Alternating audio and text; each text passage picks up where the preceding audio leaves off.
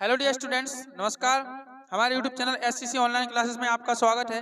और जैसा कि आप सभी को पता है कि हमारे चैनल पर अभी 12th क्लास की एनसीईआरटी फिजिक्स का सिलेबस कंटिन्यू चल रहा है, तो उसी की श्रृंखला को आगे बढ़ाते हुए आज पढ़ेंगे बेटा हम कीलकित कुंडली धारा मापी। ठीक है, कीलकित कुंडली धारा मापी की संरचना, कार्यविधि और चित्र और साथ में सूत्र की स्थापना, इन सभी बातों पर हम चर्चा करें, इसको पढ़ेंगे। इससे पहले बेटा इसी का एक प्रकार और था, ये धारा मापी का प्रकार है। ठीक है, चल कुंडली धारा मापी। ये चल कुंडली धारा मापी दो प्रकार की होती है, एक और निलंबित कुंडली धारा मापी, उसको हम पिछले वीडियो में पढ़ चुके हैं, और इसमें पढ़े हम कीलकित कुंडली धारा मापी। तो यदि निलंबित कुंडली धारा मापी आप नहीं देखोगे तो ये भी वीडियो आपको समझ में नहीं आएगा, इसलिए उस क्लास की लिंक या तो आपको इस वीडियो की डिस्क्रिप्शन मिल जाएगी, या फिर आप हमारे चैनल की प्लेलिस्ट एनसीईआरटी फिजिक्स क्लास 12 2023-24 में भी जाके क्रम से वीडियो देख सकते हैं।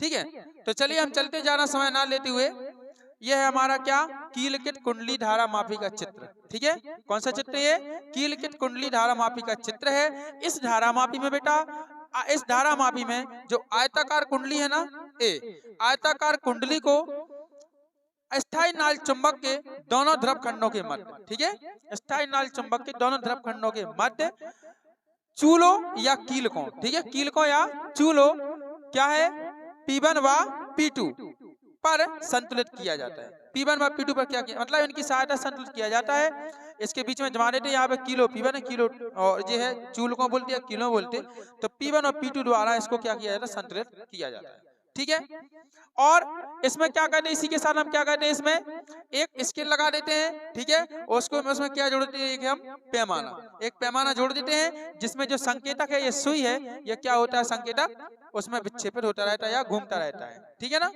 ये घूमता रहता है, और इससे हमें पता चलता है कि धारा जो है वो कितनी प्रबलता से बह रही है। ठीक है ना, तो इस स्केल की सहायता से हम यहाँ पे देख सकते हैं। तो ये तो इतना आप परिभाषा में लिख सकते हो। ठीक है ना, अब देखते हैं हम इसकी संरचना की, कि इसकी संरचना कैसी होती है।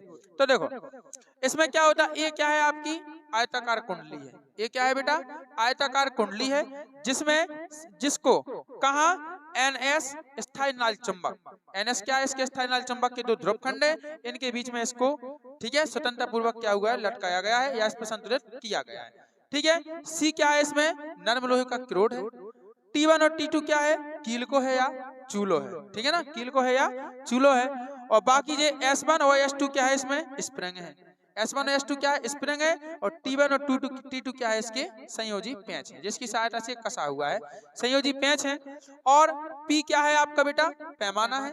P क्या है, एक पैमाना है। और S क्या है, स्केल है, जिसमें सुई क्या होती है, विक्षेपित होती रहती है। बस इतना है आपको लिखना है, ज्यादा चक्कर में नहीं पढ़ना है, न ज्यादा लंबी चौड़ी संरचना लिखना है। ठीक है, समझ में आएगी। क्या लिखोगे आप, ए बराबर क्या है, आयताकार कुंडली, NS क्या है, एक स्थायी नाल चुंबक। ठीक है, T1 और T2 क्या है, कीलको या चूलो। S1 व S2 क्या है, स्प्रिंग। T1 व T2 क्या है, संयोजी पेंच। P क्या है बेटा, पैमाना। S क्या है, स्केल। लिख लोगे, इसमें C तो नहीं खागा, C क्या है, नरम लोहे का क्रोड। इतना क्लियर है। ठीक है, कार्यविधि की बात करें हम, आप सुनिए, अब चर्चा करेंगे हम थोड़ी सी कार्यविधि की संरचना इतनी हो गई है, इतनी आपको देख लेना है, लिख देना है। अब देखिएगा कार्यविधि, कार्यविधि बेटा क्या होता है इसमें, कि हम सबसे पहले आयताकार कुंडली को चुंबक के NS स्थायी नाल चुंबक होती है, जिनके दोनों ध्रुव खंडों के मध्य, ठीक है ना, T1 वो P1 और P2 है ना, P1 और P2 दो कीलकों के मध्य क्या कर देते हैं हम, इसकी सहायता से उसको संतुलित कर देते हैं। क्या कर देते हैं, संतुलित। ठीक है ना, संतुलित करने के बाद जब बेटा हम कुंडली में धारा प्रवाहित करते हैं, कौन सी धारा, विद्युत धारा, जब हम विद्युत धारा इसमें प्रवाहित करते हैं तो क्या होता है, स्प्रिंग पर जो मतलब कुंडली पर स्प्रिंग पर क्या होता है, एक बल युग्म का आघूर्ण निर्माण होता है, विक्षेपक बल युग्म आघूर्ण। क्या लगता है, विक्षेपक बल युग्म आघूर्ण लगता है, जिससे कुंडली क्या हो जाती है आपकी, विक्षेपित हो जाती है। विक्षेपित का मतलब ये भी सीधी लटकी ना, तो वो ऐसी फिर तिरछी हो जाएगी, उसी साइड को विक्षेपित हो जाएगी। तो विक्षेपक बल युग्म आघूर्ण लग गया, और जैसे ही विक्षेपक बल युग्म आघूर्ण लगेगा तो स्प्रिंग में लगेगा एक ऐंठन बल युग्म आघूर्ण। स्प्रिंग में क्या लगेगा, ऐंठन बल युग्म आघूर्ण, जैसा कि पिछली बार हमने बताया था पिछली क्लास में, इसमें भी ऐंठन बल युग्म का आघूर्ण लगेगा। तो कितने बल युग्म आघूर्ण लग गए, दो, एक विक्षेपक और एक क्या है, ऐंठन बल युग्म। क्या होता है कि कुछ समय बाद थोड़ा सा समय अंतराल बाद ये दोनों जो बलयुग में आगुण है जी कैसे दोनों एक दूसरे के बराबर हो जाते हैं। और जब दोनों बलयुग में आगुण एक दूसरे के बराबर हो तो हम क्या कहते हैं कि जो कुंडली है वो कैसी है, अब संतुलन की अवस्था में होती है, यानी कुंडली अपनी मूल अवस्था में जो को आ जाती है, संतुलित हो जाती है। तो इस प्रकार से ये क्या करता है, ये कार्य करता है। इस प्रकार से क्या करता है, ये कार्य करता है। एक बार और पुनः सुन लें, देखिए इसमें आयताकार कुंडली ए को NS एक स्थायी नाली चुंबक है जिसके दोनों ध्रुव खंडों के मध्य P1 और P2 कीलकों या चूलों के द्वारा इसको स्वतंत्रता पूर्वक संतुलित किया जाता है, लटका दिया जाता है या संतुलित कर दिया जाता है। जब इसमें विद्युत धारा I प्रवाहित की जाती है तो ये कुंडली क्या होती है, मतलब इसमें एक को विक्षेपक बलयुग में आघूर्ण लगता है जिससे कुंडली क्या हो जाती है, विक्षेपित हो जाती है, ठीक है। और जिसकी वजह से स्प्रिंग में क्या होता है, एक ऐंठन बलयुग में आघूर्ण लगता है। कुछ समय बाद ये दोनों बलयुग में आघूर्ण एक दूसरे के बराबर हो जाते हैं जिसे हम संतुलन की स्थिति कहते हैं और जो कुंडली है वो अपनी संतुलित अवस्था में आ जाती है। इस प्रकार से इसकी कार्यविधि होती है।